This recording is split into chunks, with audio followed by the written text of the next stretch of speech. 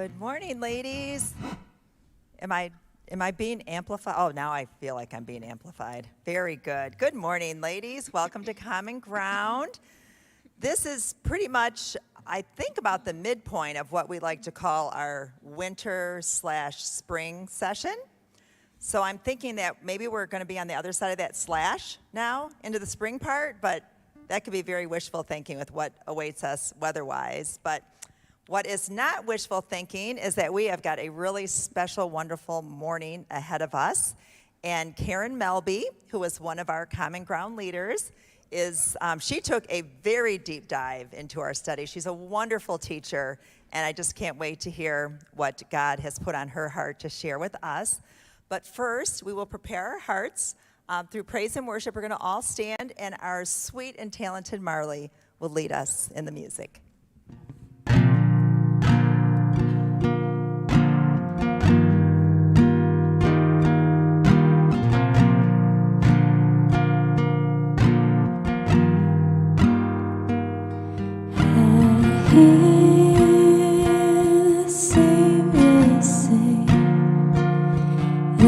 Strength indeed is small, child of weakness, watch and pray, find in me thine all in all. Jesus paid it all.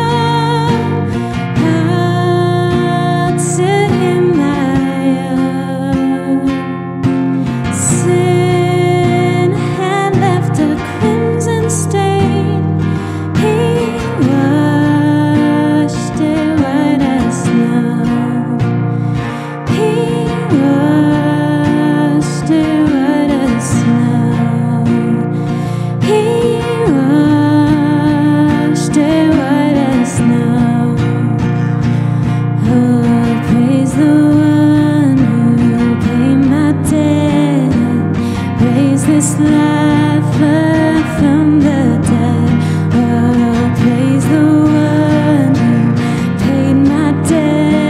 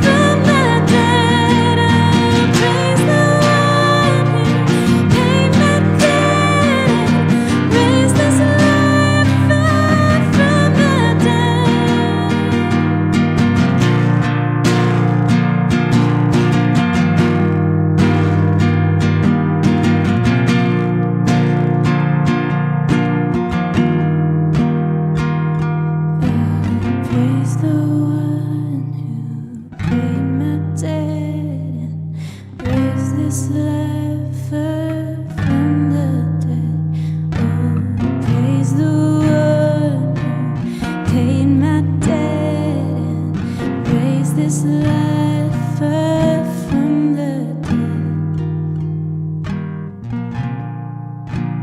Jesus, thank you for this day. Thank you for everyone here. May you fill our hearts with peace today and love, and let us reflect you in our actions and words as we go about this day and all of our days together. Amen.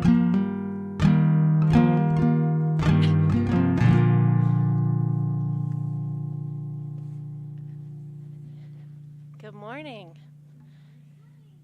Thank you so much, Marley. That song first of all, she has such a beautiful voice, doesn't she?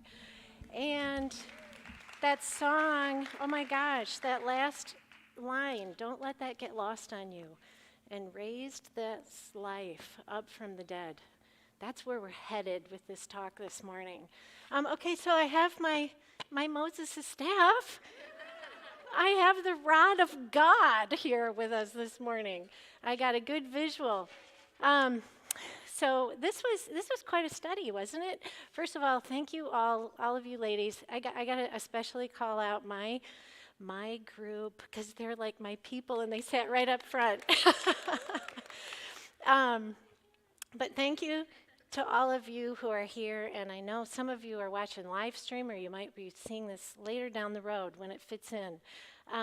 But before we open, I found a verse of scripture that I am going to just mention as a prayer because this is what we need. All right, it's Proverbs 2:3-5, where God says this: if you call out for insight and raise your voice for understanding, if you seek it like silver and search for it as for hidden treasure, then you will understand the fear of the Lord and find the knowledge of God. Well, that's our prayer this morning because, and I tell you, I needed this.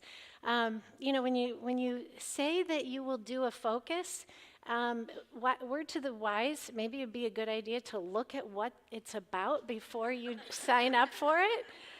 Once I finally looked at it, I'm like, you got to be kidding me. I have never completely understood these stories. And what I will tell you, though, is that it's probably a good thing I didn't look ahead because this ended up to be so powerful just to me and what this means. We're studying the names of God, and now this one is Jehovah Nissi, the Lord is my banner. So let's just dive in a little bit. I'm gonna try to plow through because literally we have to plow through, and then toward the end I'm going to try to sum it up and connect the dots. But there's so much. They're not long stories, but there's a lot in them that I don't want us to miss. So our lesson has 3 different scenes. When you did the lesson, we've got 2 in the Old Testament going on and 1 in the New Testament. These biblical, historical accounts, they really truly are historical. I never understood quite the connection. And to be honest, like some of you, you might have read them and go, okay, I got some serious questions about these. I'm not sure I like it, and it's a little bit disturbing, especially one of them, the middle story. So I'm going to assume that you guys felt a little bit the same way. I know some of our leaders did, so we're just going to jump into it. Some background. Last week, we heard Sarah Ann talk about Moses meeting God in the burning bush, right? He meets him there, and God demonstrates his power by showing Moses that the bush is burning, but it's not burning up. And then God says to him, just to demonstrate his power, what do you have in your hand, Moses? Moses said, well, I have this shepherd's staff. Throw it down. So I'm not going to throw it down, but I'm going to set it down. And he says, okay, now Moses, it turns into a serpent. If this were me, and if right now this thing turned into a serpent, I would freak out. But God says, now pick it up. He reaches down, he picks it up by the tail, and the thing becomes his staff again. This was one of those moments then that God is saying to Moses, I am the one. Then he tells him his name. Sarah Ann taught us. My name is I am. And I am all powerful. I can make this an instrument of power in your hands. Okay, so now we're going to speed skate through the next events that happened, just to give you the historic build-up until where we come to our lesson. Moses goes to Egypt. He says to Pharaoh, let my people go. Pharaoh doesn't want to let him go. So what does Moses do? He tells, well, if you're not going to do this, God's going to send these plagues. So the 10 plagues happen. Finally, Pharaoh lets him go. The Egyptians load them all up. They head out of Egypt. And then what happens? They get stuck at the Red Sea. What does Moses do? God says, hold out your staff at the Red Sea. Hold out this instrument of the power of God.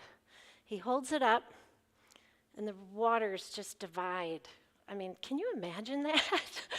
I mean, it really is quite something if you think about what those people must be like, whoa, what just happened? They walk across on dry land. Now, we're coming near to our story, and this is in the historical records. The wilderness time for the Israelites start counting after they cross the Red Sea. So day 1, they're on the other side of the Red Sea. They're now 42, 45 days in, and they get to part of the wilderness where they're going to have another little encounter. Now, the people at this point, I'll give you 42, 45 days in, and they're in the wilderness. It's dry. It's bad. They're not real happy. I mean, it's kind of camping. They had been slaves, but now, they're thinking it was only going to be a few days till they were going to be at this promised land. And they're 40-something days in, and they're like, okay, not loving this. They're hungry. They're thirsty. So God, in that time frame, he has given them manna to eat. It's just miraculous. It just comes from heaven, food to eat. They're thirsty. God says, take your staff and hit the rock. He does it. Water comes gushing out. But,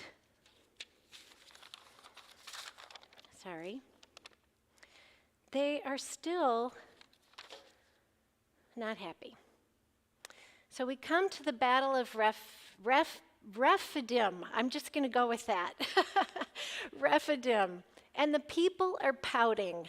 Now, I use the word pouting because I'm like, well, it's a word that kind of transfers. Are they angry? They're just complaining. And I think it's a word that we can relate to. Historically, they're probably doing more than pouting. They literally were about ready to kill Moses. And they said, is God among us or not? They tested the Lord, and the Lord was not happy about this. So they've just exposed now their vulnerability. Somebody said that